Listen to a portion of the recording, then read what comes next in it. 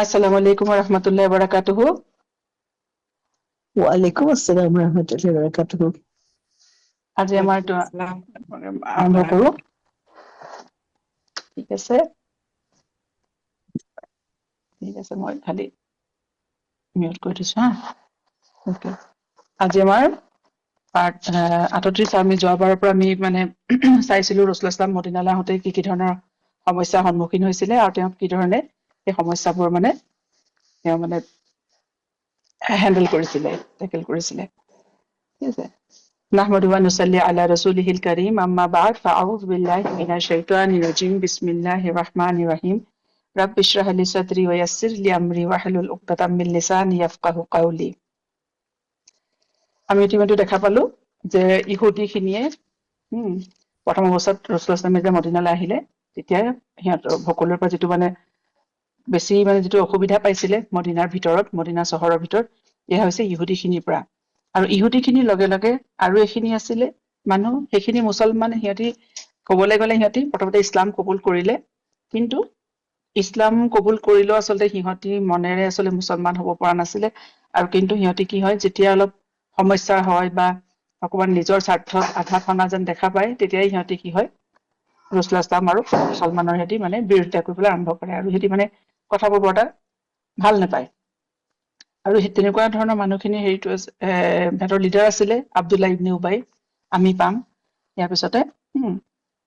এতিয়া আমি চাওঁ যে ইহুদীবোৰৰ মানে আচলতে মদিনাৰ সময়ছোৱাত মানে ইহুদীখিনিৰ যিটো মানে ৰোল আছিলে, ধৰক সেইখিনি সিহঁতি বেছ মানে পাৱাৰফুল আছিলে মদিনাত, ক্ষমতাশালী আছিলে। আৰু মানে গতিকে সিহঁতি কি হৈছে, সিহঁতৰ যিটো মানে হেৰি আছিলে স্থিতি, মানে সিহঁতি ইছলামৰ বিৰুদ্ধে সিহঁতি মানে বেছি সিহঁতি শক্তিশালী আছিলে হা। আৰু সিহঁতি একটো মানে প্ৰপাগাণ্ডাও ক্ৰিয়েট কৰিছিলে। তাৰপিছতে সিহঁতি যিটো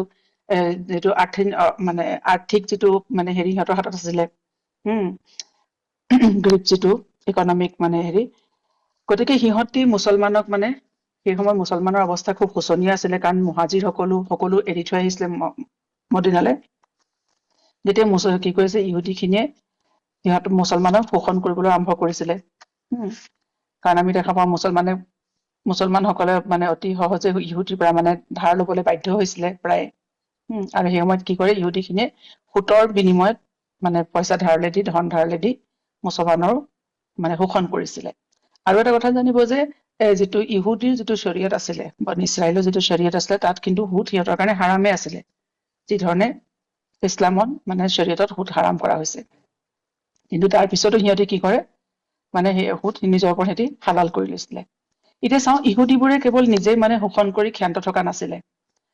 সিহঁতি সেই সময়ত যিসকল মদিনাত যিসকল মানে অলপ মুছলমানসকল, যাৰ অৱস্থা অলপ ভাল আছিলে, অৱস্থাপন্ন মুছলমান, তেওঁলোককো মানে কি কৰিছিলে, মুহাজিৰসকলৰ বিৰুদ্ধে মানে অলপ হেৰি কৰিছিলে, উচতনিমূলক মানে হেৰি কৰিছিলে, যে উচতাইছিলে যে তোমালোকে কিয় মানে যিসকল মুহাজিৰ মানে আহিছে, মক্কাৰ পৰা আহিছে, তোমালোকে কিয় সিহঁতৰ ওপৰত খৰচ কৰিব লাগে।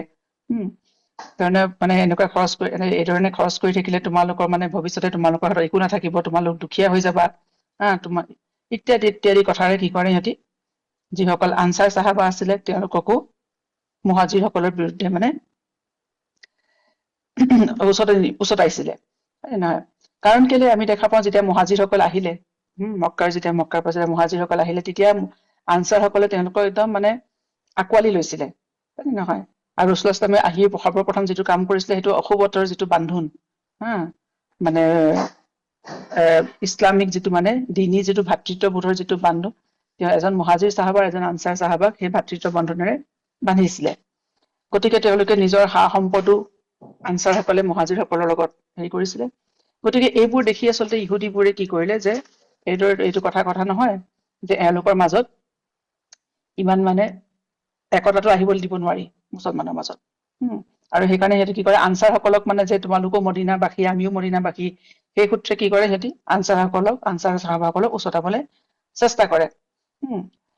গতিকে সিহঁতি এই ইহুদীবোৰে কি ধৰণে মুছলমানৰ মাজত মানে বিভাজন আনিবলৈ চেষ্টা কৰিছে, সেই বিষয়ে কোৰাণত আল্লাহ তাআলাই কৈছে যে মানে ইহুদীবোৰে আচলতে কামবোৰ লুকাই চুৰকে কৰে। সিহঁতি সন্মুখত আহি যুদ্ধ কৰিবলৈ বা সন্মুখত আহি কৰিবলৈ সিহঁতি ভয় কৰে। সিহঁতে ইটোৱে সিটোৰ বিৰুদ্ধে কথা লগায়, ঠিক আছে। আৰু এই বিষয়ে সেইকাৰণে সূৰা মুনাফিকত আল্লাহ তাআলাই কৈছে যে হুমুল্লাযী ইয়াকুলুনা লা তুনফিকু আলা মান ইনদা ৰাসূলিল্লাহি হাত্তা ইয়ানফাদু, যে তোমালোকে, সিহঁতি কয় যে তোমালোকে যিসকল ৰাসূলুল্লাহৰ লগত আছে সিহঁতৰ ওপৰত খৰচ নকৰিবা, নহলে কি হৈছে তোমালোক মানে দুখীয়া হৈ যাবা, তোমালোকৰ একো নাথাকিব। তেতিয়া আল্লাহ তাআলাই কৈছে ওয়ালিল্লাহি খাজাইনুস সামাৱাতি ওয়াল আৰদি ওয়ালাকিন্নাল মুনাফিকুনা লা ইয়াফকাহুন। যে আল্লাহ তাআলাই কৈছে এই আসমান আৰু পৃথিৱীৰ মানে সকলো খাজানা, সকলো মানে সম্পদ আল্লাহ তাআলাৰেটো হয়, কিন্তু মুনাফিকবোৰে এই কথাটো বুজি নাপায়। গতিকে তেতিয়া কি হৈছে, দুখীয়া মানে হিজৰত কৰি অহা মুছলমানসকলৰ অৱস্থা বৰ বেয়া হৈ গৈ আছিলে। তেওঁলোকৰ কাৰণে কোনো ধৰণৰ আৰ্থিক সহায় পোৱা নাছিলে। আৰু যদিও মানে তেওঁলোকে পায়ো সেয়া মানে সাহায্য পায়ো সেয়া উচ্চ মানে তেনেকুৱা এটা পৰিস্থিতিত মানে য'ত ৰাজনৈতিক সংকট, বাহিৰত আক্ৰমণ, মানে আভ্যন্তৰীণ মানে আৰ্থিক শোচনীয় আৰ্থিক অৱস্থা ব্যক্তিৰ মাজত বেয়া হৈছে একেবাৰে মোৰ। এনে সময়ত কৰিব পৰা সাহাবাসকল মানে তেওঁলোকৰ যিটো চৰিত্ৰ, যিটো আখলাকৰ পৰিচয় দিছে তাৰ কোনো মানে উদাহৰণ ৰাজনীতিক চাউণ্ডটো অহা নাই ভালকে। এই সময়ত জোৰে ঝেৰ ঝেৰাই আছে, একো শুনা নাই। সাহাবাসকলক মানে তেওঁলোকৰ যাতে নিজৰ চৰিত্ৰৰ পৰা, নিজৰ আখলাকৰ পৰা তেওঁলোক আঁতৰি নাযায়, তেওঁলোকে পিছল খাব নোৱাৰে, ইয়াৰ কাৰণে বেয়া হৈছে। চেষ্টা কৰিছে, তেওঁলোকক ধৰি ৰাখিছে, তেওঁলোকৰ চৰিত্ৰ মজবুত কৰি ৰাখিছে। সাহাবাসকলৰ অৱস্থা এনেকুৱা যে এই ধৰণৰ ইয়াত লিখা আছিলে যে খাবলৈ নাই, বাইদেউ একো শুনা নাই।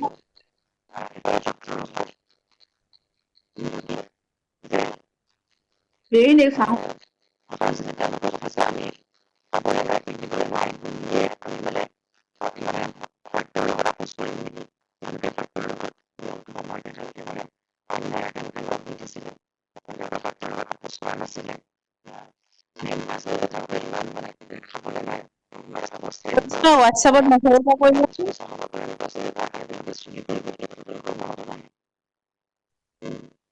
তেওঁলোকে আমাক ধৰিব, আমাক অন্যায় কৰিব, এই কথা তেওঁলোকৰ এনেকুৱা অৱস্থাটো দেৰি কৰি আছা নেকি? ঝেৰ ঝেৰাই আছে কিন্তু একো শুনা নাই।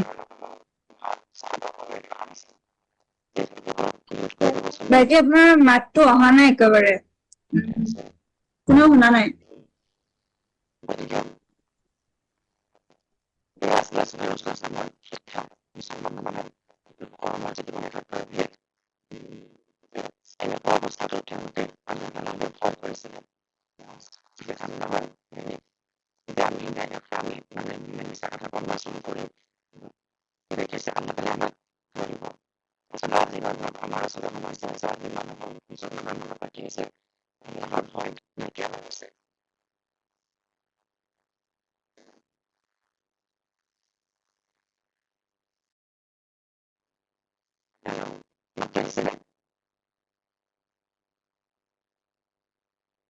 নাই হোৱা বাইটি। চাউণ্ডটো একো নাই অহা দেই, চেৰ চেৰ আছে।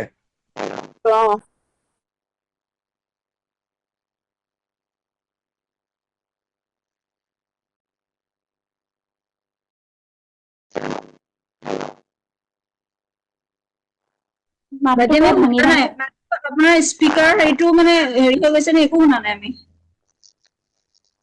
কানেকশ্যনটো আপোনাৰ হেৰি হৈছে কিবা।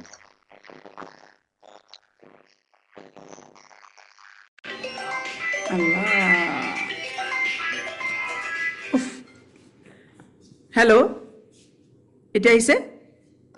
এতিয়া ঠিক এতিয়া আছে। আহিছে, এতিয়া আহিছে দেই, শুনা নাছিল একো। বহুত দেৰিৰ পৰা শুনা নাই বেটি। আকৌ প্ৰথমৰ পৰা ষ্টাৰ্ট কৰা ভাল হ'ব নেকি?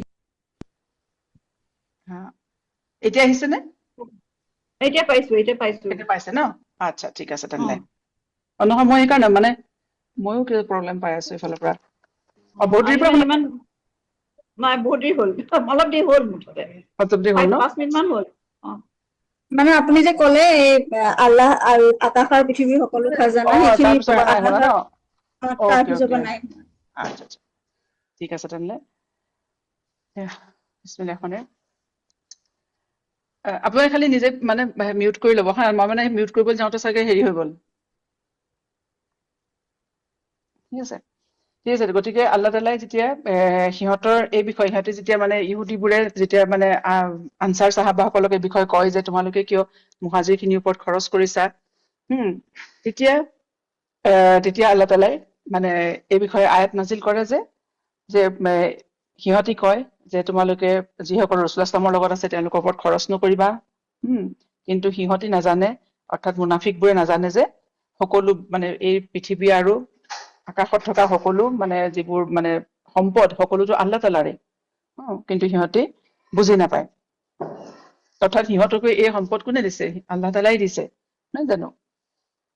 গতিকে আমি দেখা পাওঁ এনেকুৱা এক মানে পৰিস্থিতিত মানে মদিনাত, য'ত মানে ইমান মানে ৰাজনৈতিক সংকট, বাহিৰা শত্ৰু আক্ৰমণৰ ভয়, তাৰপিছতে বিত্তীয় সংকট, এনেকুৱা সময়তে ৰাসূলুল্লাহ ইছলাম আৰু তেওঁৰ চাহাবাসকলে যি নিজৰ চৰিত্ৰ, উত্তম আখলাকৰ পৰিচয় দিছিল নহয়, তেনেকুৱা মানে যিটো মানে নিদৰ্শন আজিলৈকে পাবলৈ নাই, নহয়?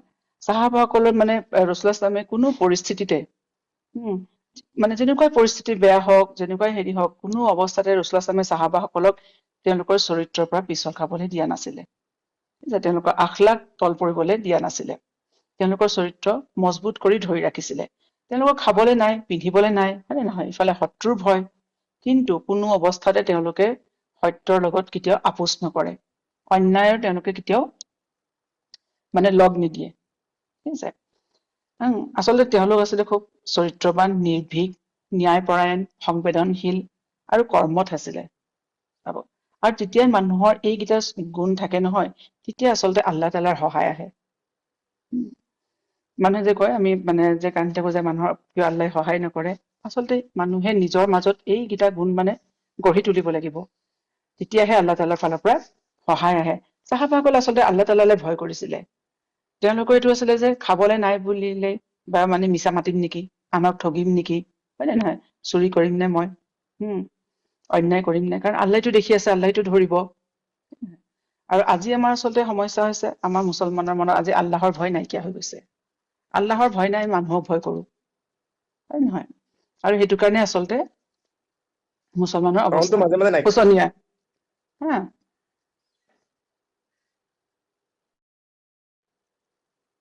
তাৰপিছতে এতিয়া গতিকে ইহুদী খিনি আৰু মুনাফিক খিনি যিখিনি মদিনাত আছিলে, হয় নে, ইমান চেষ্টাৰ পাছতো সিহঁতৰ কি হ'ল, এই যিটো ইছলামিক আন্দোলন আছিলে, মুভমেন্ট আছিলে, হয় নে নহয়, সিহঁতি এইটো কম কৰিব পৰা নাছিলে। বৰঞ্চ লাহে লাহে এই আন্দোলন দৃঢ় হবলৈ ধৰিলে, শক্তিশালী হল। আৰু ৰাসূলুল্লাহ ইছলামৰ নেতৃত্বত ইছলামী ৰাজ্য এখনৰ মানে ভেটি মজবুত হৈ আহিব ধৰিলে। আৰু ইহুদী খিনি যাৰ আল্লাহ তালাই এই পৃথিৱীত মানে ইমামত লিডাৰশ্বিপ প্ৰদান কৰিছিলে, হয় নে নহয়? গতিকে সিহঁতি গম পালে যে সিহঁতি নিজৰ মানে যিটো ঈৰ্ষা, বিদ্বেষ হওক বা গৰ্ব হওক, সিহঁতৰ জিদ, লাহে লাহে তাৰ কাৰণে সিহঁতি কি হৈছে, নিজৰ মৰ্যাদা সিহঁতি হেৰুৱাবলৈ ধৰিলে। সেইকাৰণে কোৰাণত আল্লাহ তালাই বাৰে বাৰে সিহঁতক মানে নিজৰ দায়িত্বৰ কথা, সিহঁতৰ প্ৰতিশ্ৰুতিৰ কথা সোঁৱৰাই দিছে, যে সিহঁতি প্ৰতিশ্ৰুতি দিছে, সিহঁতি আগৰ নিজৰ নবীক সিহঁতি কথা দিছিলে, প্ৰতিশ্ৰুতি দিছিলে, যেতিয়া মানে নবী আহিব, শেষ নবী আহিব, তেতিয়াহলে সিহঁতি সেই নবীৰ মিছনত সিহঁতি সহায় কৰিব, নবীৰ সিহঁতি সহায় হব। কিন্তু সিহঁতে কি কৰিছে, উল্টা এতিয়া যেতিয়া নবী আহিলে আৰু সিহঁতে যেতিয়া গম পালে, তেতিয়া সিহঁতে কি কৰিছে, সেই নবীৰ সিহঁতি বিৰোধিতা কৰিছে। আৰু সেই নবীক মানে সিহঁতি অমান্য কৰিবলৈ সিহঁতি কোনো ত্ৰুটি ৰখা নাই, আৰু নবীক কষ্ট দিবলৈ সিহঁতি কোনো ধৰণৰ মানে ত্ৰুটি কৰা নাই। সেইকাৰণে আল্লাহ তালাই কৈছে, সূৰা বাকাৰাত আল্লাহ তালাই কৈছে যে, ইয়া বানি ইছৰাইলা উজকুৰু নি'মাতি আল্লাতী আনআমতু আলাইকুম ওয়া আউফু বিআহদি উফি বিআহদিকুম ওয়া ইয়্যায়া ফাৰহাবুন। যে এই বনি ইছৰাইল, তোমালোকৰ ওপৰত আল্লাহ তালাই যি নিয়ামত দিছিলে, সেই নিয়ামত মনত পেলোৱা। তোমালোকক সকলোৰে ওপৰত মানে হেৰি কৰি দিছিলে, লিডাৰশ্বিপ দিছিলে আল্লাহ, তোমালোকৰ যিটো, আৰু তোমালোকে যিটো প্ৰতিশ্ৰুতি দিছিলা, সেই প্ৰতিশ্ৰুতি তোমালোকে পূৰণ কৰা, আৰু তোমালোকে পূৰণ কৰিবা, আল্লাহেও তোমালোকক দিয়ে প্ৰতিশ্ৰুতি পূৰণ কৰিব। অৰ্থাৎ তোমালোকে যদি আজি নবীক সহায় কৰা, তোমালোকৰ যিটো এটা লিডাৰশ্বিপ আছিলে, তোমালোকৰ যিটো সন্মান আছিলে, মৰ্যাদা আছিলে, সেয়া আল্লাহ তালাই তোমালোকক পুনৰ ঘূৰাই দিব। গতিকে আল্লাহ তালাই বাৰে বাৰে সিহঁতক এই ধৰণে সিহঁতক মানে আচলতে দিনলে সিহঁতক আহ্বান জনাইছিলে, মাতিছিলে। তাৰপিছত আল্লাহ তাআলাই কৈছে ৱা আমিনু বিমা আনজালতু মুছাদ্দিকাল লিমা মাআকুম ৱালা তাকুনু আউৱালা কাফিৰিন বিহি, যে তোমালোকে যিখিনি নাজিল হৈছে তাৰ ওপৰত তোমালোকে ইমান আনা। হা, এয়াতো একো বেলেগ কথা নহয়, এয়া তোমালোকৰ ওচৰত যিখিনি কিতাপ আছে, তোমালোকৰ আগৰ কিতাপত, তোমালোকৰ নিজৰ পুথিবোৰত যিখিনি আছে সেয়াইতো আহিছে, সেইখিনিতো সত্যতা প্ৰতিপন্ন কৰিছে। হা, গতিকে তোমালোকে এই মানে যিটো নাজিল হৈছে কোৰাণ, এই কোৰাণৰ আৰু এই ৰচুলৰ মানে কুফৰ কৰি অবাধ্য হৈ পেলাই তোমালোকে কাফিৰ নহবা। আৰু ৱালা তাছতাৰু বিআয়াতি সামানান কালিলান ওয়া ইয়া ফাত্তাকুন, যে তোমালোকে অলপ বস্তুৰ কাৰণে, দুনিয়াত অলপ লাভৰ কাৰণে, যে সিহঁতৰ কি ভয় আছিলে যে আমি যদি এতিয়া ৰাসূলুল্লাহ সাল্লাল্লাহু নবী হিচাপে মানি লওঁ, মানে স্বীকাৰ কৰো, তেনেহলে কি হব, আমি আৰবৰ তলতীয়া হৈ যাম। আমাৰ যিটো প্ৰভুত্ব আছিলে, আমাৰ যিটো মানে চুপ্ৰিমেচি আছিলে, সেইটো নাইকিয়া হৈ যাব। সেইকাৰণে আল্লাহে কৈছে যে ৱালা তাছতাৰু বিআয়াতি সামানান কালিলান, যে অলপ বস্তুৰ কাৰণে, অলপ লাভৰ কাৰণে তোমালোকে কি হৈছে ডাঙৰ হেৰিটো তোমালোকে বিক্ৰী কৰি নিদিবা, হয় নে নহয়? অলপ পইচাৰ বিনিময়ত, অলপ লাভৰ বিনিময়ত। আৰু কেৱল মোকে ভয় কৰাৰ অৰ্থ আল্লাহ তাআলাকে ভয় কৰিব কৈছে। গতিকে আমি সূৰা বাকাৰা পঢ়িলে গম পোৱা যায় যে ইহুদীখিনিৰ কাৰ্যকলাপৰ বিষয়ে। আৰু এই সূৰা বাকাৰা আল্লাহ তাআলাই ইহুদীখিনিৰ সকলোবোৰ কথা কিয় আচলতে মুছলমানৰ আগত কৈ দিছে, হয় নে? ৰাসূলুল্লাহ সাল্লাল্লাহু জনাইছে যাতে মুছলমানো সতৰ্ক হৈ থাকিব পাৰে সিহঁতৰ পৰা, সিহঁতৰ যিখিনি চল চক্ৰান্ত আছিলে, তাৰ পৰা যাতে মুছলমানেও নিজকে বচাই চলি থাকিব পাৰে। গতিকে ইহুদীখিনি দেখিছে যে ইমান প্ৰচেষ্টাৰ পিছতো মুছলমানৰ শক্তি কম চাৰি বাঢ়িছেহে। গতিকে সিহঁতি এতিয়া কি কৰিছে, দেখিলে যে মানে এনেদৰে কৈ থাকিলে নহব, যে সিহঁতি এতিয়া কি কৰে, মুছলমানৰ মাজত সোমাই তেওঁলোকৰ মাজত ভাঙোন আনিবলৈ চেষ্টা কৰিছে, যিটো বেকডৰ পলিচি বুলি কোৱা হয় নে নহয়। যিসকল মুছলমান নতুনকে ইছলাম কবুল কৰিছে যিখিনি মানুহে, হয় নে নহয়, গতিকে তেওঁলোকৰ মাজত সোমাই কি কৰে ইহুদীখিনিয়ে, মানে মানে কোৰাণৰ বিষয়ে মানে সমালোচনা কৰিবলৈ আৰম্ভ কৰে। আৰু আৰববোৰৰ বিষয়ে ইজনে মানে এজন মুছলমানৰ কথা আন এজনৰ আগত কয়, এই ধৰণে সিহঁতে কি কৰে, মুছলমান খিনিৰ মাজত মানে আচলতে ভাঙোন আনিবলৈ চেষ্টা কৰিছে।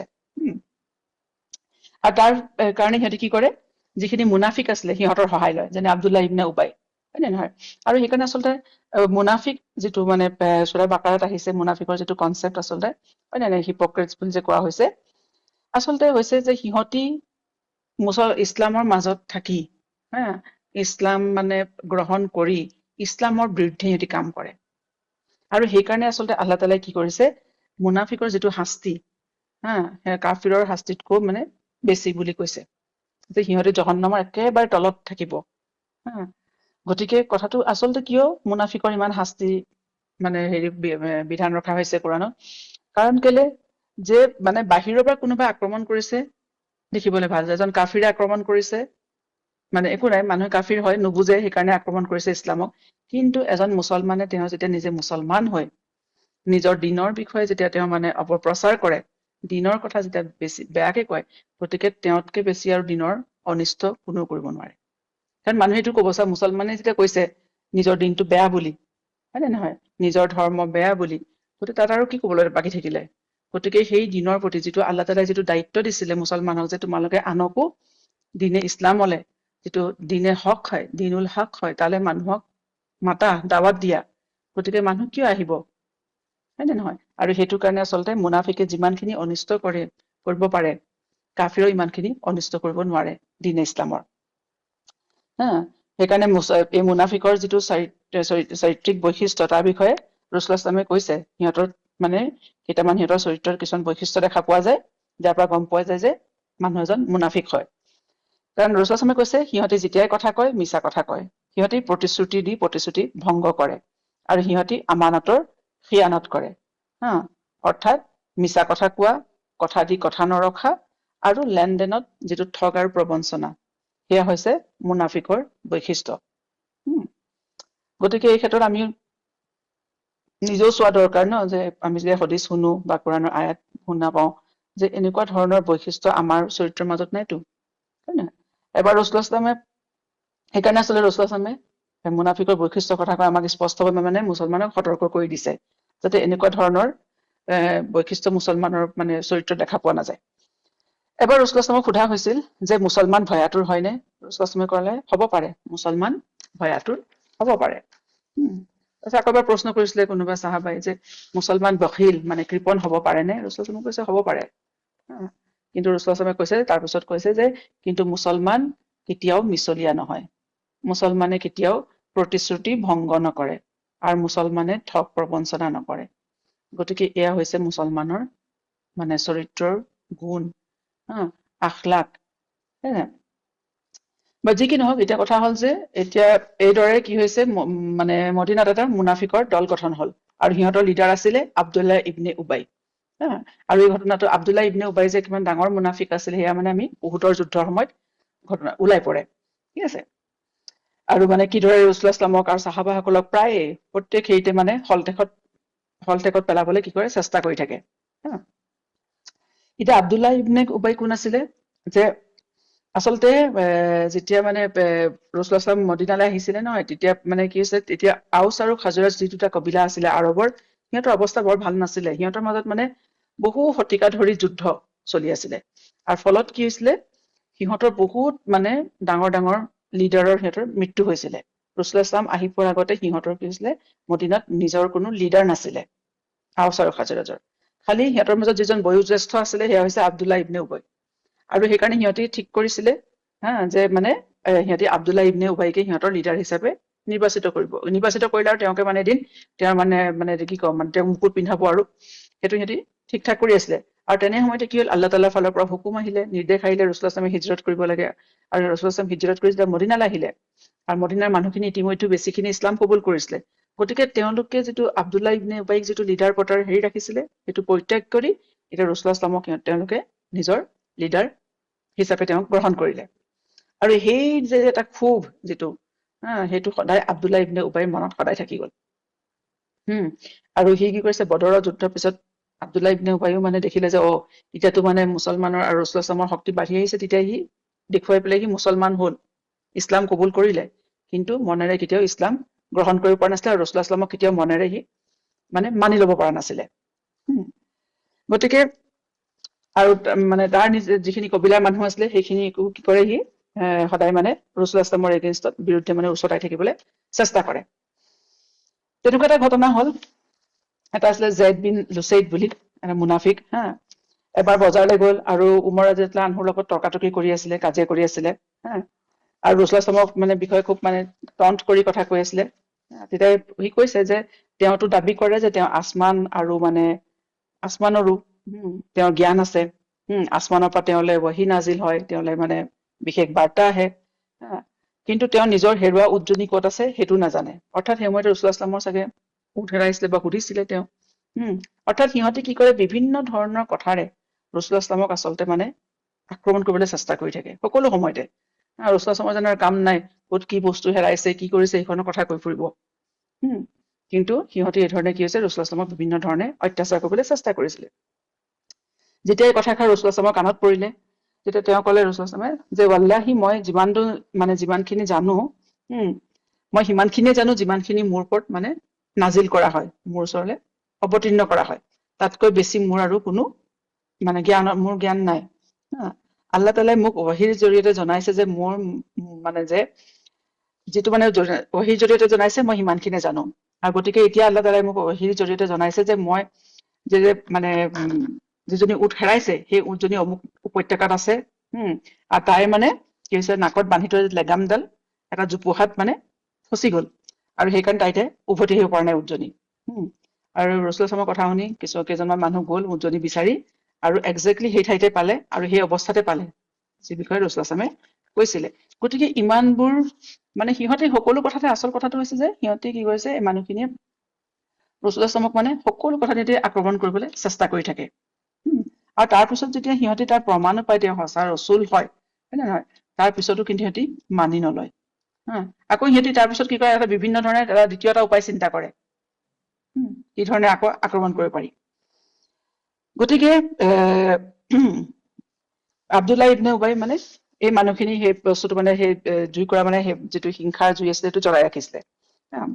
আৰু তাৰ আব্দুল্লাহ ইবনে উবাইৰ মানে ৰসুল ইছলামৰ প্ৰতি যিটো মানে আখেজ আছিলে, হিংসা আছিলে, গ্ৰাজ আছিলে ন, সেইটো আমি এটা ঘটনাৰ পৰা গম পাওঁ এবাৰ এজন চাহাবী মানে ছাআদ বিন উবাদাৰ তেওঁ অসুস্থ হৈ পৰিছিলে, গা ভাল নাছিলে। ৰাছূলুল্লাহ সাল্লামে তেওঁক খবৰ ল'বলৈ গ'ল। ৰাছূলুল্লাহ সাল্লাম ঘোঁৰাত উঠি গৈছে আৰু তেওঁৰ পিছফালে উছামা বিন জাইদো বহি গৈছে। বাটত এডোখৰ ঠাইত দেখিলে আব্দুল্লাহ বিন উবাই আৰু তেওঁৰ কিছুমান সংগীৰ সৈতে, তেওঁৰ কবিলাৰ মানুহৰ সৈতে বহি কিবা আলোচনা কৰি আছিলে। সিহঁতে ৰাছূলুল্লাহ সাল্লামক দূৰৰ পৰা অহা দেখিলে, আৰু আব্দুল্লাহ ইবনে উবাই দূৰৰ পৰা অহা দেখিলে ৰাছূলুল্লাহ সাল্লামক, আৰু দেখাৰ লগে লগে তাৰ মানে মনটো একদম কোচ খাই আহিলে, বৰ ভাল নাপালে। আৰু ৰাছূলুল্লাহ সাল্লাম যেতিয়া সিহঁতৰ ওচৰলৈ আহি যেতিয়া চালাম জনালে, তেতিয়া আব্দুল্লাহ ইবনে উবাই কি কৰিলে, সি উত্তৰ নিদি ৰাছূলুল্লাহ সাল্লামৰ ফালে মানে পিঠি গুটি দিলে, যেন দেখাই পোৱা নাই। ৰাছূলুল্লাহ সাল্লামে কি কৰিলে, মানুহখিনি সম্ভাষণ জনাই তাত ৰখিলে অলপ দেৰি, আৰু তেওঁলোকক কোৰাণৰ কিছু আয়াত পঢ়ি শুনালে, কাৰণ সেই গোটেইখিনি মানুহ ইতিমধ্যে ইছলাম কবুল কৰিছে। গতিকে ৰাছূলুল্লাহ সাল্লামে তেওঁলোকৰ আল্লাহৰ জিকিৰ কৰিলে, আৰু ৰাছূলুল্লাহ সাল্লাম য'তেই যায় তাতে মানুহক ধৰক মানে কোৰাণ পঢ়ি শুনাই, হয় নে নহয়, মানে আল্লাহৰ কথা কয়, আল্লাহৰ জিকিৰ কৰে। আৰু যেতিয়া ৰাছূলুল্লাহ সাল্লামে মানে তেওঁৰ কথা শেষ কৰিলে, তেতিয়া কি হৈছে, আব্দুল্লাহ ইবনে উবাই একদম খঙত জ্বলি পকি উঠিল, আৰু তেতিয়া কৈছে যে আপোনাক ইয়ালৈ কোনে মাতিছে, আপোনাক ইয়াত কোনেও বিচৰা নাই, আপোনাৰ কথা শুনিবলৈ কোনো আগ্ৰহী নহয়, গতিকে আপুনি এতিয়া নিজৰ ঘৰলৈ যাওক, আৰু আপোনাক এইদৰে যেতিয়া কোনো নাই মতা, গতিকে আপুনি মানে ইয়াত কথা ক'ব কোনো আপোনাৰ মানে প্ৰয়োজনো নাই। গতিকে আমি দেখা পাওঁ কি ধৰণে ৰাছূলুল্লাহ সাল্লামক সিহঁতি সন্মুখতে কি ধৰণে মানে অপমান কৰিবলৈ চেষ্টা কৰিছিলে মানুহখিনি। কিন্তু তাৰ মাজত আমি দেখা পাওঁ ৰাছূলুল্লাহ সাল্লামৰ ধৈৰ্য, হয় নে নহয়, ইমানখিনি হোৱাৰ পিছতো ৰাছূলুল্লাহ সাল্লামে কোনো ধৰণৰ মানে সিহঁতৰ লগত কাজিয়া পেচাল বা এনেকুৱা ধৰণৰ তৰ্কাতৰ্কিত লিপ্ত হোৱা নাছিলে। গতিকে দেখা পোৱা যায় যে যিখিনি মুনাফিক, সিহঁতৰ মনত মানে কিমান বেছি মানে পয়জন সোমাই আছে। গতিকে এয়া যে মানে কোনোবা এজন বিশেষ মানুহৰ মানে এজন মানুহৰ প্ৰতি কিবা মানে হিংসা বা বিদ্বেষ বা আখেজ, সেয়া নহয়। আচলতে আব্দুল্লাহ ইবনে উবাইৰ এই ঘটনাবোৰে মানে প্ৰমাণ কৰে যে সিহঁতৰ আচলতে যিটো সমগ্ৰ যিটো দীনে ইছলাম, দীনে ইছলামৰ প্ৰতি মানুহখিনি মানে সেই মানুহখিনি কিমান এটা ক্ষোভ আছিলে, কিমান এটা বিদ্বেষ ভাৱ আছিলে। গতিকে আব্দুল্লাহ ইবনে উবাইৰ কথাৰ দ্বাৰা সেয়াই প্ৰমাণ পায়। সেইখিনি মানুহৰ মাজতে আকৌ আব্দুল্লাহ ইবনে ৰাৱাহাও আছিলে। তেওঁ তেতিয়া আব্দুল্লাহ ইবনে উবাইক মানে ৰখাইছে, তেওঁক হেৰি কৈছে যে ৰাছূলুল্লাহ সাল্লাম কিয় নাহিব ইয়ালৈ, আমি তেওঁক বিচাৰো, তেওঁ নিশ্চয় আমাৰ ঘৰলৈ আহিব, আমাৰ আলোচনা সমূহলৈ আহিব, আমি তেওঁক ভাল পাওঁ, আৰু কাৰণ তেওঁৰ জৰিয়তে আমি হিদায়ত লাভ কৰিছো, আৰু আল্লাহ তাআলাই আমাৰো যিটো অৱস্থাৰ উন্নতি কৰিছে, আমাৰ যিটো উত্থান হৈছে তেওঁৰ জৰিয়তেই হৈছে। গতিকে সেয়া আছিলে চাহাবা, হয় নে নহয়, আৰু তেওঁলোকৰ মনত ৰাছূলুল্লাহ সাল্লামৰ প্ৰতি যিটো ভাল পোৱা ভাৱ আছিলে, এইটো নিস্বাৰ্থ তেওঁলোকৰ ভাল পোৱা ভাৱ আছিলে। গতিকে আমি দেখা পাইছো ৰাছূলুল্লাহ সাল্লামে মানে কিমান ধৰণৰ মানে এনেকুৱা সন্মুখত মানে মানুহৰ অপমান হওক, অপবাদ হওক, প্ৰপগাণ্ডা হওক, কিমান ধৰণৰ এনেকুৱা ধৰণৰ মানে প্ৰতিকূল পৰিস্থিতিৰ মানে সন্মুখীন হ'ব লগা হৈছিলে। কিন্তু তাৰ মাজতো ৰাছূলুল্লাহ সাল্লামৰ ধৈৰ্য চাবলগীয়া, তেখেতৰ চবুৰ চাবলগীয়া। তেওঁ যদি প্ৰত্যেকটো কথাতেই মানুহৰ যদি প্ৰত্যেকটো প্ৰপগাণ্ডা, প্ৰত্যেকটো মিছা অপপ্ৰচাৰ, হয় নে নহয়, ভুৱা অপপ্ৰচাৰৰ বিৰুদ্ধে যদি তেওঁ লাগি থাকিলেহেঁতেন, তেতিয়াহ'লে তেওঁ কেতিয়াও তেওঁৰ যিটো আল্লাহ তাআলাই তেওঁ যিটো কামৰ দায়িত্ব দিছে, সেই কাম তেওঁ কেতিয়াও কৰিব নোৱাৰিলেহেঁতেন। মানুহৰ মাজলৈ দিন তেওঁ কেতিয়াও লৈ যাব নোৱাৰিলেহেঁতেন। মানুহৰ মাজত তেওঁ দিনৰ শিক্ষা কেতিয়াও প্ৰচাৰ কৰি থৈ যাব নোৱাৰিলেহেঁতেন, নহয়। আচলতে ইয়াৰ পৰা আমি গম পাওঁ যে প্ৰত্যেকটো অপবাদ, প্ৰত্যেকটো প্ৰপগাণ্ডাৰে আচলতে উত্তৰ দিয়াৰ কোনো প্ৰয়োজন নহয়। তাৰপিছত আৰু এটা ঘটনা, মানে আৰু এটা ইহুদী আছিলে, এটা মানে বয়সীয়া এজন ইহুদী আছিলে, শ্বাছ বিন কৈছ। আৰু এই ইহুদী আছিলে সাংঘাতিক, মানে ৰাছূলুল্লাহ সাল্লাম আৰু মুছলমানৰ মানে সাংঘাতিক ধৰণে শত্ৰু আছিলে। মানে এদিনাখন কি হ'ল, শ্বাছ বিন কৈছ মানে এজন মানুহৰ ওচৰেদি পাৰ হৈ গ'ল, আৰু দেখিছে যে এই মানুহখিনি মানে আওচ আৰু খাজৰাজৰ এটা গ্ৰুপ, চাহাবাসকলৰ এটা গ্ৰুপ আছিলে। তেওঁলোকে দেখিছে বেছ মানে ধুনীয়াকে বহি ধুনীয়াকে কথা বতৰা পাতি আছে, তেওঁলোকৰ মাজত মানে মিলা প্ৰীতি আছে, বুজাবুজি আছিলে। আৰু এইটো মানে শ্বাছৰ আচলতে কি হৈছে, এই দৃশ্যটো সহ্য হোৱা নাই, আৰু এইটো মানে এটা আনইউজুৱেল দৃশ্য সেই সময়ৰ কাৰণে। কাৰণ কিছুদিনৰ আগলৈকে, ইছলাম কবুল কৰাৰ আগলৈকে কি আছিলে, আওচ আৰু খাজৰাজৰ মাজত সাংঘাতিক শত্ৰুতা, দেখিবই নোৱাৰে ইটো কবিলাই সিটো কবিলাক, মৰা কটা যুদ্ধ। গতিকে কিন্তু ইছলামে তেওঁলোকৰ মাজৰ এই শত্ৰুতা, বিদ্বেষ, ঘৃণা একেবাৰে মুচি পেলালে। হা তেওঁলোকে সকলো মানে পাহৰি পেলালে। গতিকে এইটো তেওঁলোকৰ মাজতে সাংঘাতিক মিল। শ্ৰেয়ছে দেখিলে এইটো ভাল কথা নহয়, এইদৰে হলেতো সিহঁতৰ অৰ্থাৎ ইহুদীবোৰৰ গুৰুত্ব কমি আহিব। তেতিয়া কি কৰিলে শ্ৰেয়ছে গৈ পেলাই ঘৰলৈ গ'ল, এজন ইহুদী যুৱকক মানে মাতি পঠালে আৰু ক'লে যে সেই মানুহখিনিৰ ওচৰলৈ যোৱা আৰু সিহঁতৰ ওচৰত বহি সিহঁতৰ কথাত আলোচনাত ভাগ লোৱা আৰু সিহঁতক সুধিবা যে বোৱাছৰ যিখন যুদ্ধ, অৰ্থাৎ বোৱাছৰ যুদ্ধ হৈছে একদম মানে সাংঘাতিক মানে তুমুল যুদ্ধ হৈছিলে আউছ আৰু খাজৰাজৰ মাজত। সিহঁতৰ বহুত মানুহ মৰিছিলে এইখনত। গতিকে ল'ৰাটোক কৈছে যে যোৱা বোৱাছৰ যুদ্ধৰ বিষয়ে সুধিবা, অৰ্থাৎ সিহঁতক সেই বোৱাছৰ কথাখিনি মনত পেলাই দিয়া। সিহঁতৰ যিটো ইছলামৰ আগতে যিটো শত্ৰুতাৰ হেৰি আছিলে নহয়, সেই কথাখিনি সিহঁতি পাহৰি গৈছে, এতিয়া সিহঁতক মনত পেলাই দিয়া। সেইটো বিষয়ে সিহঁতক মানে সুধিবা। আৰু সেই বিষয়ে কি কৈছে শ্ৰেয়ছে কি কৰিলে, এই যুৱকজনক কিছুমান মানে সেই সময়ৰ আউছ আৰু খাজৰাজৰ মাজত কিছুমান মানে প্ৰচলিত কিছুমান কবিতাৰ যিবোৰ সেই বোৱাছৰ যুদ্ধ সম্বন্ধে ৰচনা কৰা হৈছিলে সেয়াও কি কৰিছে সিহঁতি তাক মানে শ্ৰেয়ছে শিকাই পঠিয়ালে যুৱকজনক। গতিকে আচলতে কিমান মানে চালাকি চাওক যে মানে ধূৰ্তামি যে নিজে নাই যোৱা, কাৰণ জানে যে তেওঁ এজন বয়সীয়া মানুহ, তেওঁৰ চকুৰ আগত ঘটিছে বোৱাছৰ ঘটনা। গতিকে যদি শ্ৰেয়ছে গৈ যদি সেই চাহাবাসকলক মাজত সোধেগে তেতিয়া তেওঁলোকেতো গম পাই যাব যে ই চব জনাৰ পিছত আকৌ কিয় সুধিবলৈ আহিছে। সেইকাৰণে কি কৰিছে, এজন যুৱক এজনক পঠিয়াইছে যি নাজানে এই ঘটনাৰ বিষয়ে। গৈ পেলাই সোধাগে। আৰু সেই ইহুদী যুৱকজনে আহি কি কৰিলে, তেওঁলোকৰ মাজত মানে হেৰি কৰিলে, সুধিলেহি আহি পেলাই আৰু যুদ্ধৰ বিষয়ে মানে কথাবোৰ আৰম্ভ কৰি দিলে। তাৰ যিটো অভিসন্ধি আছিলে সেইটো সফল হল। যুদ্ধৰ বিষয়ে কথা কওঁতে কওঁতে কওঁতে কথা বাঢ়ি বাঢ়ি গৈ থাকিলে। আৰু আউছ আৰু খাজৰাজে কি হৈছে, ইটো মানে কবিলা সিটো কবিলাৰ বিষয়ে আগৰ পুৰণা কথাবোৰ, শত্ৰুতাৰ কথাবোৰ, হয় নে নহয়, তাৰ কাৰণে যিবোৰ কবিতা ৰচিছিলে সেইবোৰ যে সিহঁতি কবলৈ আৰম্ভ কৰিলে।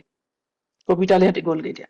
আৰু সাধাৰণতে কি হয়, কবিতাই মানুহক সোনকালে ভাবুক কৰি তোলে, হয় নে নহয়। আৰু সেই ঠাইতে কি হল, মানে গৈ গৈ অলপ সময়ৰ ভিতৰতে মুছলমানসকলৰ মাজত চাহাবাসকলৰ মাজত তৰ্কাতৰ্কি আৰম্ভ হৈ গল। তেওঁলোকে ইটোৱে সিটোৰ গ্ৰুপক মানে জাহিলিয়তৰ সময়ৰ দৰে মানে এটেক কৰিবলৈ আৰম্ভ কৰিলে কথাৰে। আৰু এনেকুৱা হল যে পৰিস্থিতিটো এনেকুৱা উত্তপ্ত হৈ পৰিল যে তেওঁলোকে মানে তৰোৱাল ওলোৱাৰ নিচিনা, মানে অস্ত্ৰ শস্ত্ৰ ওলোৱাৰ এটা পৰিস্থিতি উদ্ভৱ হল। গতিকে ৰসুলাচমকো লগে লগে খবৰ দিয়া হল, মানে হেৰি কৰিলে। আৰু ৰসুলাচমেও কি হৈছে, কেইজনমান মুহাজিৰ চাহাবাক লগত লৈ তৎক্ষণাত ঘটনাস্থলীলৈ ৰাওনা হল। আৰু তেওঁ উপস্থিত হয় ঘটনা মানে সেই ঠাইলৈ আহি ৰসুলাচলামে কি কৰিছে, খুব ধৈৰ্য্যৰে মানুহখিনিক, আউছ আৰু খাজৰাজৰ মানুহখিনিক তেওঁ বুজালে, তেওঁলোকক আনছাৰ চাহাবাসকলক শান্ত কৰিলে, হয় নে নহয়। আৰু পৰিস্থিতিটো যেতিয়া কণ্ট্ৰললৈ আহিলে তেতিয়া ৰসুলাচলামে কলে যে এই মুছলমানসকল, মই তোমালোকৰ মাজত এতিয়াও আছো। মই থকা অৱস্থাতে তোমালোকে পুনৰ সেই অতীতৰ জাহিলিয়তৰ সেই অজ্ঞতাৰ দিনবোৰলৈ ঘূৰি গৈছা।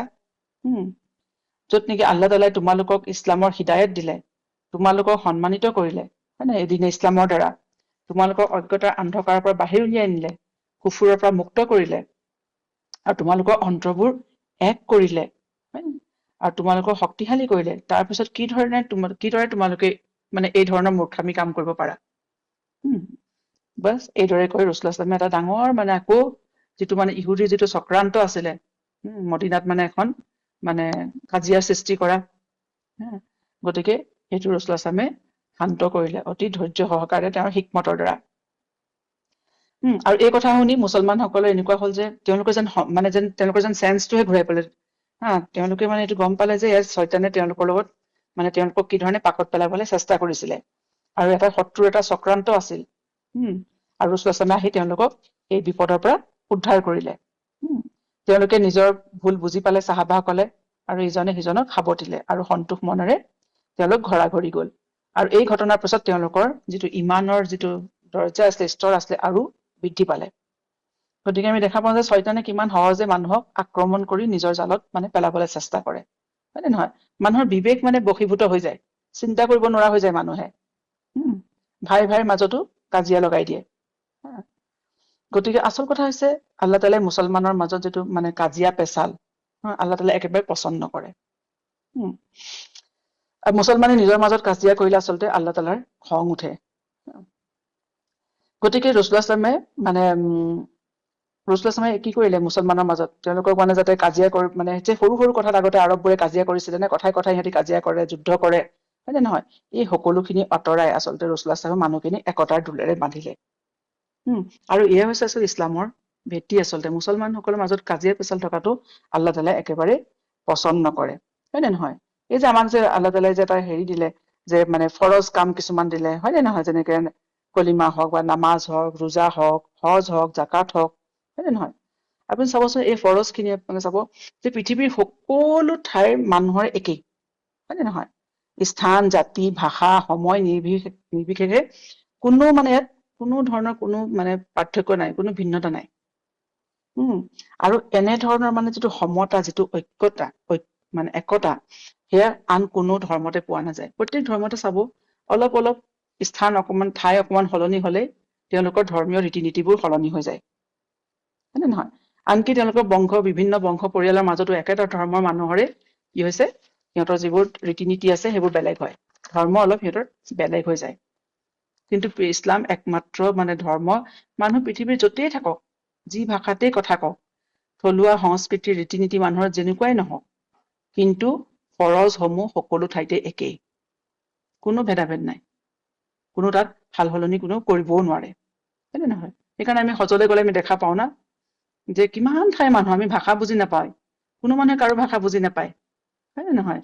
মানুহ ৰং, ভাষা, বৰ্ণ চব বেলেগ, কিন্তু সকলো মানে একে সময়তে একে কামেই কৰি আছে। আচলতে এই ফৰজ কামসমূহ আল্লাহ তালা আমাক কিয় দিলে? অকল নামাজ পঢ়ি থাকিবলৈ দিয়া নাই। আচল কথাটোৱে হৈছে যে মুছলমানৰ মাজত যিটো সদ্ভাৱ, সম্প্ৰীতি, যিটো একতা, সেইটো আচলতে বজাই ৰখা মানুহৰ মাজত, হয় নে নহয়? গতিকে এনেধৰণৰ মানে একতা আন পৃথিৱীৰ মানুহ কোন ধৰ্মতে এনেকুৱা নিদৰ্শন পোৱা নাযায়, হয় নে নহয়? বা যি কি নহওক, এতিয়া আমি চাওঁ যে মানে ইহুদীৰ যিখিনি এটা কবিলা আছিলে, 3টা কবিলা আমি পাইছিলো নহয়। 3টা কবিলা আছিলে, বনু কাইনুকা, বনু কুৰেজা আৰু বনু নজিৰ, হয় নে নহয়? তাৰ ভিতৰতে এই 3টা কবিলাৰ লগত ৰাছূলুল্লাহ ছাল্লাল্লাহু আলাইহি ওয়াসাল্লামে প্ৰথমতে আহি পেলাই ৰাছূলুল্লাহ এখন চুক্তি কৰিছিলে, যে সিহঁতি যে মদিনাত মানে মুছলমানৰ সহায়কাৰী হব, মানে সহযোগত থাকিব। সিহঁতি নিজৰ ধৰ্ম পালন কৰিব, মুছলমানে নিজৰ ধৰ্ম পালন কৰিব, হয় নহয়? কিন্তু সিহঁতি কেতিয়াও বাহিৰা শত্ৰুক, মানে মুছলমানৰ বিৰুদ্ধে বাহিৰা শত্ৰুক মানে সিহঁতি সহায় নকৰে, আৰু মানে ইহুদিয়ে মুছলমানৰ কাম কাজত মানে হস্তক্ষেপ নকৰে। গতিকে কিন্তু এতিয়া কি হৈছে, ইহুদীয়ে এটা প্ৰথম যিটো কবিলা হৈছে বনু কাইনুকা, সিহঁতি সেই প্ৰতিশ্ৰুতি ভংগ কৰিলে। সৰ্বপ্ৰথমে মুছলমানৰ লগত যিটো প্ৰতিশ্ৰুতি কৰিছিলে, চুক্তি আছিলে, কভেনেণ্ট আছিলে, কাৰণ সিহঁতি দেখিছে যে এতিয়া মানে মদিনাত যিটো পৰিৱৰ্তন হৈছে, আৰু আল্লাহ তালাই কিদৰে মুছলমানক সহায় কৰিছে, কাৰণ বদৰৰ যুদ্ধত সিহঁতি দেখা পালে, তাৰ প্ৰমাণ পালে, আৰু ইতিমধ্যে মদিনাত মুছলমানৰ সংখ্যা বৃদ্ধি পাই আছে, গতিকে শক্তিশালী হৈ উঠিছে ক্ৰমান্বয়ে। গতিকে সিহঁতি আৰু সহ্য কৰিব নোৱাৰা হৈছে, সিহঁতি নিজৰ যিটো মনত বিদ্বেষ ভাৱ আছে নে, লুকুৱাই ৰাখিব নোৱাৰা হ'ল। আৰু তাৰ ভিতৰত সিহঁতৰ 3টা কবিলাৰ ভিতৰতে বনু কাইনুকা, সিহঁতি বেছি, সকলোতকৈ বেছি ৰাছূলুল্লাহ ছাল্লাল্লাহু আলাইহি ওয়াসাল্লাম আৰু মুছলমানৰ মানে সিহঁতি শত্ৰুতা কৰিবলৈ আৰম্ভ কৰিলে। গতিকে সিহঁতি প্ৰথম কবিলা যি ইহুদী কবিলা, যি সেই শান্তি চুক্তিটো সিহঁতি উলংঘন কৰিলে, চুক্তি চৰ্তসমূহ সিহঁতি ভংগ কৰিলে, অৰ্থাৎ সিহঁতৰ যিটো কোঅপাৰেশ্যন আছিলে, সহযোগিতা, আৰু যিটো মানে অহিংসা, মানে আৰু যিটো হস্তক্ষেপ নকৰাকে হেৰি থাকিব, মানে যিটো সহযোগিতাৰ যিটো চুক্তি আছিলে, সেইটো সিহঁতি ভংগ কৰিলে। আৰু এটা কথা, সিহঁতি মানে বনু কাইনুকা এটা বেছ বীৰ, মানে যিটো ইহুদীৰ যিটো কবিলা আছিলে, সিহঁতি বেছ বীৰ যোদ্ধা মানে জাতি আছিলে, কবিলা আছিলে সিহঁতি। সিহঁতৰ প্ৰায় 700 যোদ্ধা আছিলে, আৰু সিহঁতি মানে বেছ নিজকে মানে যোদ্ধা হিচাপে সিহঁতি মানে আৰৱত পৰিচিত আছিলে। এতিয়া সিহঁতৰ যিটো মানে আচৰণ মুছলমানৰ প্ৰতি অত্যন্ত মানে হেৰি হৈ উঠিলে, এইটো মানে আক্ৰমণাত্মক, মানে সিহঁতি মুছলমানক দিগদাৰি দিবলৈ আৰম্ভ কৰিলে। ৰাস্তাই পদূলিয়ে য'তে দেখা পায় মুছলমান নামাজ পঢ়িবলৈ গ'লে সিহঁতি ইটিকিং কৰে, ঠাট্টা কৰে। সিহঁতৰ বজাৰলৈ গ'লে, বজাৰবোৰতো সিহঁতৰে কব্জা আছিলে, সিহঁতৰ বজাৰবোৰলৈ গ'লে সিহঁতি মুছলমানৰ ঠাট্টা উপহাস কৰে, হয় নহয়? আৰু সেইকাৰণে আমি দেখা পাওঁ পিছত কি হৈছে, ৰাছূলুল্লাহ ছাল্লাল্লাহু আলাইহি ওয়াসাল্লামে মুছলমানৰো কি কৰিছে, সিহঁতৰ বজাৰৰ পৰা মুছলমানৰ বজাৰ বেলেগ কৰি আনিলে, যে ৰাছূলুল্লাহ ছাল্লাল্লাহু আলাইহি ওয়াসাল্লামে নিজৰ মানে লাঠিৰে চিন দিলে যে এইডোখৰ আজিৰ পৰা কি হব, মুছলমানৰ বজাৰ ইয়াত হব, মুছলমানে এই অঞ্চলটোৰ ভিতৰতে মানে ব্যৱসায় বাণিজ্য কৰিব। বা যি কি নহওক, সিহঁতৰ বজাৰ হাটলৈ যেতিয়া যায় মুছলমান, সিহঁতি ঠাট্টা কৰে, অপমান কৰিবলৈ চেষ্টা কৰে, আৰু মুছলমান নাৰীসকলক মানে ভয় খুৱাবলৈ চেষ্টা কৰে সিহঁতি। তেনেকুৱা এটা ঘটনা হৈছে, আবু দাউদত আছে, ইবনে আব্বাছে মানে বৰ্ণনা কৰিছে, যেতিয়া ৰছুল্লাহ ইছলামে বদৰৰ কুৰেশ্বক পৰাস্ত কৰিলে, মদিনালৈ উভতি অহাৰ পিছত বনু মানে কাইনুকাৰ যিখিনি ইহুদী আছিলে সিহঁতক ৰছুল্লাহ ইছলামে ইছলাম গ্ৰহণ কৰিবলৈ আহ্বান জনালে। ৰছুল্লাহ ইছলামে সিহঁতৰ বজাৰত উপস্থিত হল, মানে মাৰ্কেট প্লেচত, আৰু বনু কাইনুকাকো মাতিলে তালে। বনু কাইনুকাৰ সকলো মানুহ আহি সমবেত হল, আৰু সিহঁতক উদ্দেশ্যি ৰছুল্লাহ ইছলামে কলে যে বনি ইছৰাইল, তোমালোকে ইছলাম কবুল কৰা, নহলে তোমালোকৰো গতি কুৰেশ্বৰ দৰে হব। নহয়, অৰ্থাৎ আল্লাহ তালাই তোমালোকৰ অৱস্থাও কুৰেশ্বৰ দৰে কৰিব। অৰ্থাৎ কুৰেশ্বৰ কাৰণে যি ধৰণে আল্লাহ তালাই মানে যুদ্ধৰ মানে নিৰ্দেশ দিলে, অৰ্থাৎ তোমালোকৰ বিৰুদ্ধে আল্লাহৰ তেনেকুৱা হুকুম আহিব পাৰে। তেতিয়া সিহঁতি উত্তৰ দিলে ৰছুল্লাহ ইছলামৰ কথা শুনি যে ইয়া মুহাম্মদ ছাল্লাল্লাহু আলাইহি ওয়াসাল্লাম, আপুনি নিজকে মানে ইমান মানে হেৰিত নাৰাখিব, ভুৱা হেৰিত, মানে যে কুৰেশ্বখিনিতো একেবাৰে যুদ্ধৰ অনভিজ্ঞ আছিলে, সিহঁতে যুদ্ধ কৰিবই নাজানে, গতিকে সিহঁতক পৰাজিত কৰাটো একো ডাঙৰ কথা নহয়, ডাঙৰ সাফল্য নহয়। কিন্তু যদি আপুনি আমাৰ লগত যুদ্ধ কৰিব খোজে, তেন্তে জানি থওক আমিতো যোদ্ধা জাতি। আমাৰ এই সকলো মানে আমাৰ ওচৰত কিমানখিনি সুদক্ষ যোদ্ধা আছে, অস্ত্ৰ শস্ত্ৰ আছে, আৰু এই কথা সমগ্ৰ আৰবে জানে।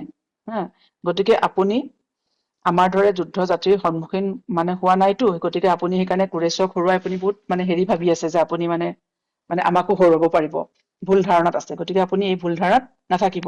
গতিকে সিহঁতি এই ধৰণে সিহঁতি উত্তৰ দি আচলতে সিহঁতে কি হৈছে, মানে ৰছুল্লাহ ইছলামৰ প্ৰতি যেনে এটা মানে যিটো মানে সিহঁতি মানে অপেন যিটো হেৰি চেলেঞ্জ, সিহঁতে এটা প্ৰত্যাহ্বান জনালে। কিন্তু আৰু সিহঁতি এই ধৰণৰ উত্তৰে সিহঁতি কি কৰিছে, যিখন চুক্তি আছিলে সেইখনো ভংগ কৰিলে, যে অৰ্থাৎ মানে সিহঁতি মানে এটা প্ৰত্যাহ্বান জনাইছে যে আপুনি আহক যুদ্ধ কৰক আমাৰ লগত। কিন্তু সেই সময়ত ৰছুল্লাহ ইছলামে নিজৰ খং সম্পূৰ্ণৰূপে তেখেতে মানে সম্বৰণ কৰি ৰাখিলে, তেওঁ বিৰক্তিও মানে প্ৰকাশ পাবলৈ নিদিলে।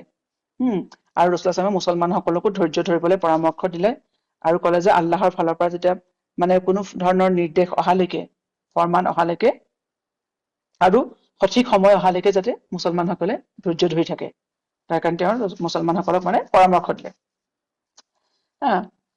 গতিকে মানে কি হৈছে, আৰু কৈছে ৰছুল্লাহ ইছলামে যে তোমালোকে সিহঁতৰ মানে ইহুদীবোৰৰ কথা এৰি দিয়া, নহলে কি হব, সৰু সৰু কথাত খুটখাট মানে অশান্তি সৃষ্টি হৈ থাকিব। গতিকে সিহঁতি চাওক, সকলো ফালৰ পৰা ৰছুল্লাহ ইছলামক মানে পৰিচিত কৰিবলৈ চেষ্টা কৰিছে, অপমান কৰিবলৈ চেষ্টা কৰিছে, হয় নে নাই, যুদ্ধৰ কাৰণে আহ্বানো জনাইছে। কিন্তু এই ক্ষেত্ৰতো মানে সিহঁতি মানে ৰছুল্লাহ ইছলামে নিজকে সম্পূৰ্ণৰূপে কন্ট্ৰল কৰি ৰাখিছিলে। সেইকাৰণে আল্লাহ এই সন্দৰ্ভত, এই ঘটনাটোৰ সন্দৰ্ভত, যে সিহঁতি কৈছে ন আপুনি আমাক কুৰেশ্বৰ নিচিনা নাভাবিব, যে আমাক মানে আপুনি হৰুৱাব পাৰিব, তেতিয়া এই সন্দৰ্ভতে আল্লাহ তাআলাই আয়াত নাজিল কৰিছে সূৰা আলি ইমৰানত। আল্লাহ কৈছে, কৈ দিয়ক, কুল লিল্লাযিনা কাফাৰু, সেই মানে কাফিৰবোৰক, সাতুবলাগুনা ওয়া তুহশাৰুনা ইলা জাহান্নাম, যে অতি সোনকালে তোমালোকক পৰাজিত কৰা হব আৰু তোমালোকক জাহান্নামৰ ফালে লৈ যোৱা হব। ওয়া বিসাল মিহাদ, আৰু সেইখন অত্যন্ত বেয়া ঠাইত থকাৰ কাৰণে।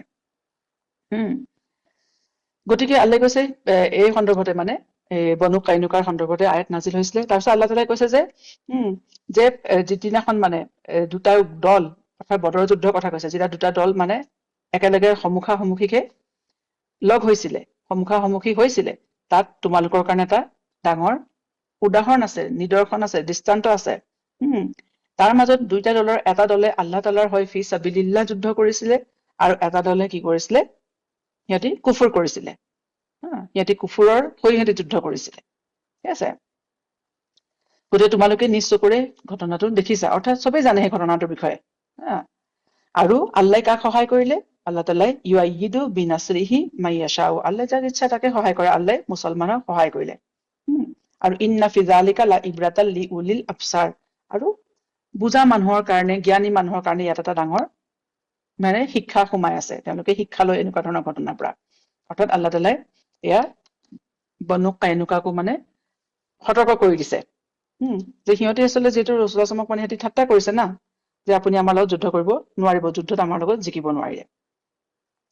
তাৰপিছত যে বনু কাইনুকাৰ যিটো হেৰি হ'ল, যিটো ঘটনা হ'ল, তাৰ এটা মানে সেই ঘটনা যিটো বনু কাইনুকাক যেতিয়া ৰছুল্লাহ ইছলামে সিহঁতক মানে ঘেৰাও কৰিলে, সিহঁতি আত্মসমৰ্পণ কৰিলে, তাৰপিছত সিহঁতৰ নিৰ্বাসন দিয়া হ'ল মদিনাৰ পৰা। তাৰ আগতে এটা ঘটনা ঘটিছিলে আচলতে, ইবনে হিচামত আছে, আবু আউন ৰাদিয়াল্লাহু আনহুৱে বৰ্ণনা কৰিছে যে এগৰাকী আৰব মহিলা, তেওঁ কি হ'ল, এদিনাখন তেওঁ বনু কাইনুকাৰ বজাৰলৈ গ'ল। তেওঁ কিবা এটা মানে সিহঁতৰ মাৰ্কেট প্লেচ, এটা বস্তু বিকিবলৈ গৈছিলে সোণাৰীৰ ওচৰত, আৰু তেওঁ সোণাৰী দোকানলৈ গৈ তেওঁ বস্তুটো দেখুৱাইছে আৰু তেওঁ অলপ দেৰি বহিলে। আৰু মানুহগৰাকী মুছলিম মহিলা আছিলে, মুছলমান মহিলা, তেখেতৰ মুখখন ঢকা আছিলে মানুহগৰাকী। আৰু মানে তেতিয়া কি হৈছে, তাত যিটো মানে সেই মানে দোকানত যিখিনি মানুহ আছিলে ইহুদীখিনি, সিহঁতি মানে তেওঁক ঠাট্টা কৰি আছে, জোকাই আছে যে মুখখন খুলি দিয়া, হেৰি কৰি দিয়া।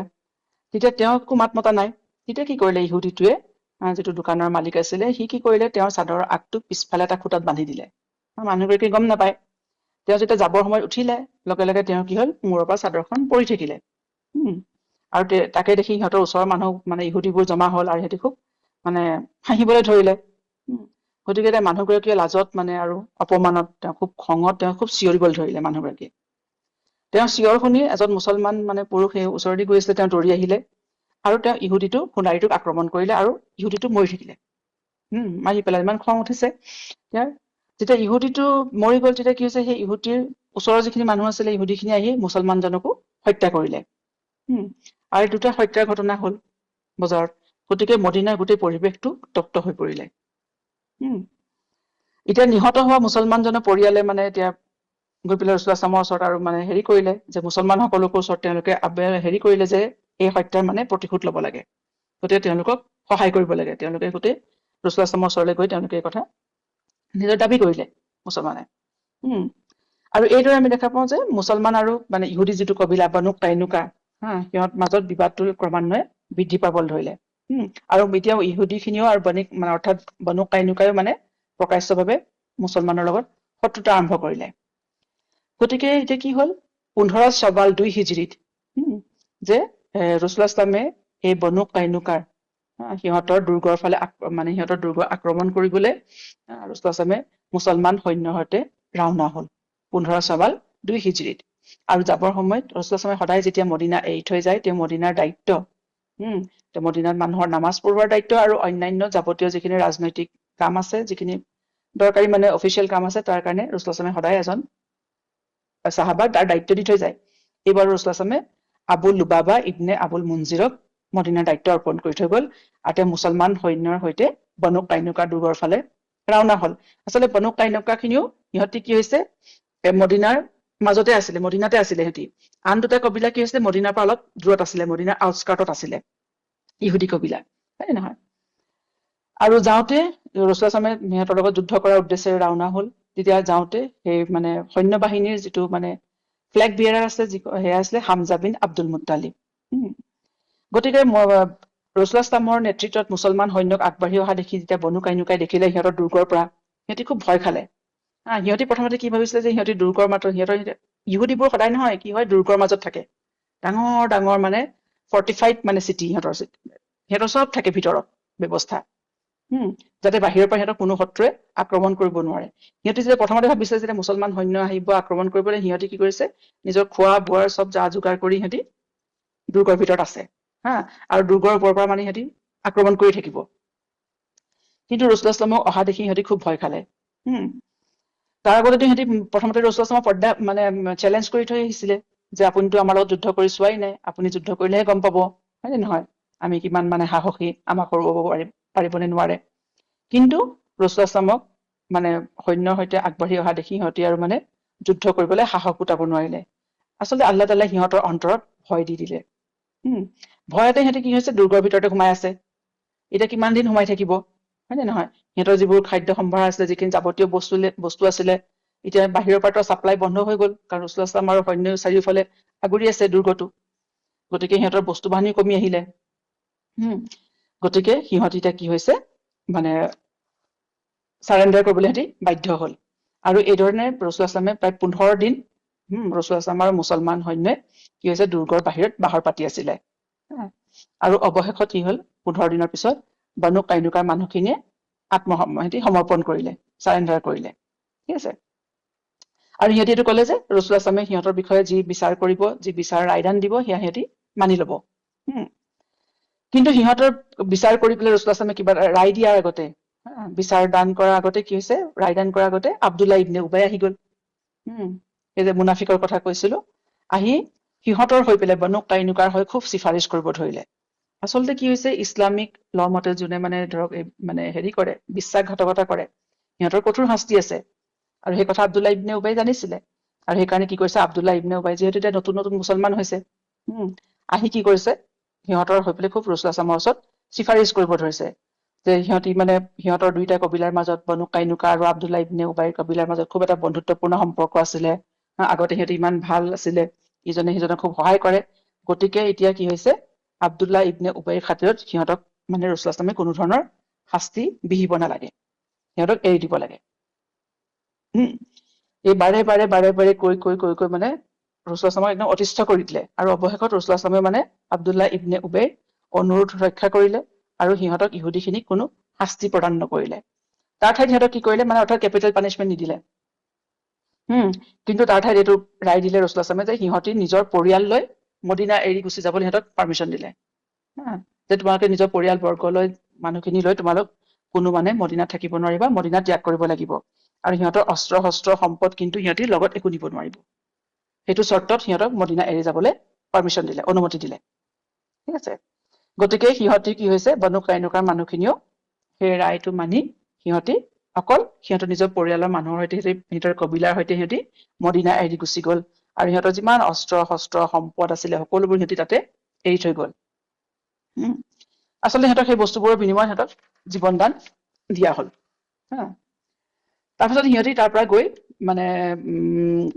সিহঁতি চিৰিয়া যিটো শাম অঞ্চল বৰ্তমান চিৰিয়া তাত সিহঁতি বসতি স্থাপন কৰিলে ইহুদীখিনিয়ে গতিকে এইদৰে কি হৈছে এটা ইহুদী দল আৰৱ অঞ্চলৰ পৰা একেবাৰে এটা দলক আঁতৰাই পঠোৱা হ'ল তাৰপিছতো লাহে লাহে বাকী দুটা ইহুদী দলো আৰৱ উপমহাদ্বীপৰ পৰা সিহঁতক আঁতৰাই পঠোৱা হ'ব গতিকে প্ৰথম যিটো হৈছে নিৰ্বাসন হৈছিলে ইহুদীবোৰৰ এয়া বনু কাইনুকাৰ পৰাই আৰম্ভ হৈছিলে ঠিক আছে আৰু সিহঁতে যিখিনি সম্পদ সমূহ যিখিনি সিহঁতে এৰি থৈ গ'ল সেয়া মুছলমানৰ মাজত মালে গনিমত হিচাপে ভাগ কৰি দিয়া হ'ল গনিমা হিচাপে আৰু মালে গনিমত সদায় ৰাছূলুল্লাহ সাল্লাল্লাহু কাৰণে 5 ভাগৰ 1 অংশ থাকে 5 ভাগৰ 1 অংশ নিৰ্ধাৰণ কৰাৰ পিছত বাকীখিনি মুছলমানসকলৰ মাজত ভাগ কৰি দিয়া হ'ল এতিয়া আমি দেখা পাওঁ আব্দুল্লাহ ইবনে উবাই এই সময়ত এই বনু কাইনুকাৰ অৰ্থাৎ ইহুদীৰ সপক্ষে যিটো পদক্ষেপ ললে সেই বিষয়ে কোৰাণত আল্লাহ তাআলাই সোঁৱৰাই দিছে সূৰা মাইদাত কৈছে আল্লাহ তাআলাই 51 পৰা 55 নম্বৰ আয়াতলৈকে যে ইয়া আইয়ুহাল্লাযিনা আমানু লা তাত্তাখিযু ইয়াহুদা ওয়ান নাসাৰা আউলিয়া যে এই ঈমান অনাসকল মুছলমানসকল আল্লাহ তাআলাই সিহঁতক মুনাফিক বুলি কৰা নাই কাৰণ এতিয়া নামততো মুছলমান গতিকে আল্লাহ তাআলাই কৈছে যে এই মুছলমান মুমিনসকল তোমালোকে ইহুদা আৰু নাসাৰাক কেতিয়াও নিজৰ বন্ধু হিচাপে প্ৰটেক্টৰ হিচাপে নলবা অৰ্থাৎ সিহঁতৰ লগত ভালে থাকিব কিন্তু সিহঁতৰ অন্যায়ত সিহঁতৰ অত্যাচাৰত তোমালোকে সিহঁতৰ লগ নিদিবা কোনোবাই যদি আল্লাহ তাআলাই কৈছে আয়াততে যে তোমালোকৰ মাজত কোনোবাই সিহঁতৰ বন্ধু হিচাপে ললে বন্ধু বনালে তেওঁ সিহঁতৰ মাজৰে এজন হ'ব আৰু নিঃসন্দেহে অৰ্থাৎ জালিম হ'ব নিঃসন্দেহে আল্লাহ তাআলাই জালিম কমক হিদায়ত নিদিয়ে তাৰপিছত আল্লাহ তাআলাই মুনাফিকখিনিৰ কথা কৈছে মুছলমানসকলক দেখিছানে সিহঁতৰ যাৰ অন্তৰত ৰোগ আছে বেমাৰ আছে অৰ্থাৎ নিফাক আছে সিহঁতে কিমান খৰখেদাকে সিহঁতৰ ওচৰলৈ যায় অৰ্থাৎ বন্ধুত্বৰ খাতিৰত জালিমক কিমান সোনকালে সিহঁতি সহায় কৰে জালিমৰ কাৰণে চিফাৰিছ কৰে আৰু কয় যে আমাৰ ভয় হয় যে সিহঁতৰ ওপৰত যদি আমি কিবা অত্যাচাৰ কৰো যে আমাৰ ওপৰতো কিবা দুৰ্যোগ উপস্থিত হ'ব তেতিয়া আল্লাহে কৈছে মানুহৰ ওপৰত যিকোনো মানুহৰ কাৰণে যিখিনি মানুহক আল্লাহে যিটো সাফল্য দিয়ে বা বিজয় দিয়ে বা যিকোনো ঘটনা আল্লাহৰ ইচ্ছাতে হয় আৰু সিহঁতে কি কৰে তেতিয়া আল্লাহ তাআলাই কৈছে যে মুছলমানসকলক কৈছে তোমালোকে নিজৰ ৱালি কেৱল আল্লাহ তেওঁৰ ৰসুল আৰু মুমিনসকলক ল'বা আৰু এই মুমিনসকল কোন যি নামাজ কায়েম কৰে জাকাত দিয়ে আৰু ৰুকু কৰে অৰ্থাৎ আল্লাহৰ নিৰ্দেশত মূৰ দুৱায় আৰু আল্লাহ আৰু তেওঁৰ ৰসুল আৰু মুমিনসকলৰ ফালে অৰ্থাৎ উভতি আহে ঘূৰি আহে নিঃসন্দেহে আল্লাহৰ দলটোৱে বিজয়ী হয় ঠিক আছে গতিকে আমি দেখা পাওঁ আল্লাহ তাআলাই